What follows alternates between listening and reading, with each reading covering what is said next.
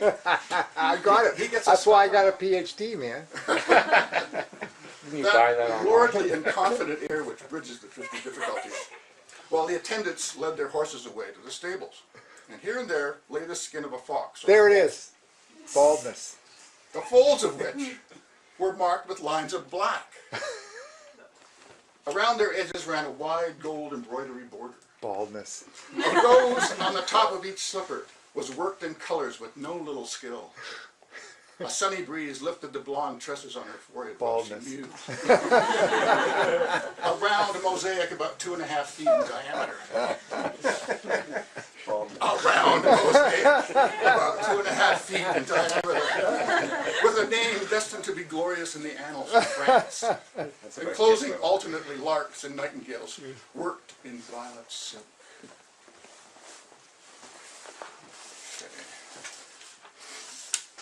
Get to the took a lot more pattern than I thought it would. Joanna Householder. Joanna Householder was one of the founders of, was a dancer. Still is a dancer, I assume. But she's getting a little long in the tooth to be wearing a tutu. She was a part of a group founded probably in the 70s called the Clichats. Okay, young guys, anybody ever heard of the Clichats? Okay, Clichats did Lip sync. lip sync. They were lip sync, and they did lip sync theater performances,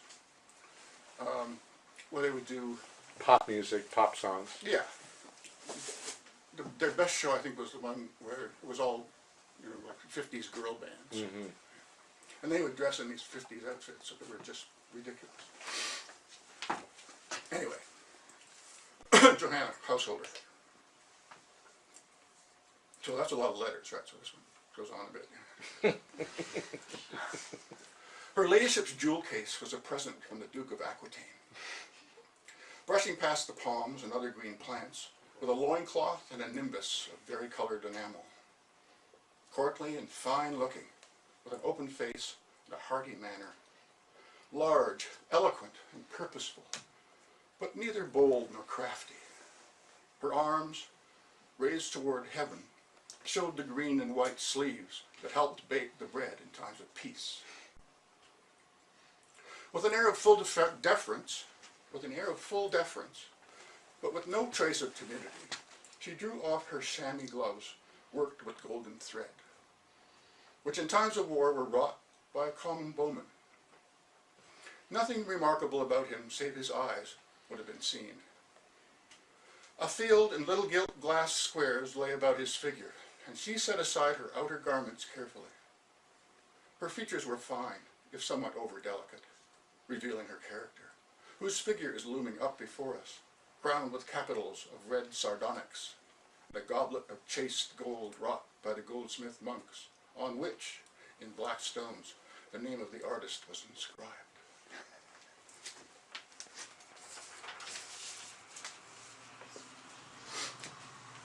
Oh, this is my diagram moment. Oh, yeah. This is a poem for Jay Millar. So I sent him this manuscript a couple of weeks ago, the submission for Book Thug, because he did my last 12 books. So, you know, he's got first right of refusal. The reason I sent him to him is because I hate being rejected. And Jay has immaculate taste. He does. He has fabulous. So this is a poem for Jay Millar. I'm skipping little Jean across the mud puddles. Such overtones as these accompany the melodies. A great advantage if one has to try 4 streets to find one. Mount these few stairs and you will issue upon the mystery behind the wall. First he shows you the kitchen fireplace of the ancient counts. Apricots decked themselves early in their thick yellow green, and sampled the bliss of Olympus while they quaffed its nectar. The fierce Punic eyes of great Hannibal once gleamed out from under that tangle of heavy hair. Baldness. You're never going to be bald. You're like me. I mean, I'm just going forever. yeah, my hair will last longer than I do. Outlived by hair. Yes, I think so.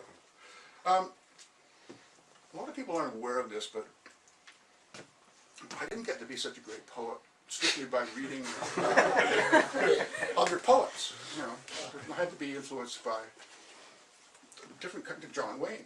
Come on, there's a good example. All my friends, of course, personal influences. But when I was a kid, I somehow got into comedy. When I was a kid, comedy was you know, on the radio. There was TV, but we didn't have one. And so it was Bob and Ray. Google Bob and Ray. Mm-hmm. And if you've got the money, get a compilation of their tapes. Oh, it's all on YouTube, Victor. Okay, well then, you know, download it or whatever. Last time I downloaded, I don't want to talk about that. Okay. So Ernie Kovacs was an early TV pioneer who produced these amazing shows in Pittsburgh and Baltimore, stuff like that, doing incredible comedy, visual comedy, that nobody even thought of before, and on no budget at all, which makes it even funnier. Anyway, so Ernie Kovacs is one of my heroes. If you ever want to get into my bank, that's the thing I use. Kovacs. Although you'll probably start with a K and it won't work right. In spite of those defects, and largely because of them, no doubt, wherever you go, you are startled every now and then. Holding the throttle valve of an engine in a time of danger between two sharp mountains and a high vertical crag, it seemed as if we had left the world of reality behind us. The houses frowned darkly with upper scowling brows and saw before them at a glance the fuel system, which gave our enjoyment of these lives a particular zest. Not so much from lack of breath as from excess of admiration. 4 distinct stages were duly marked off to become a fond amusement of polite society. What time is it? Oh, yeah, it's 7:45.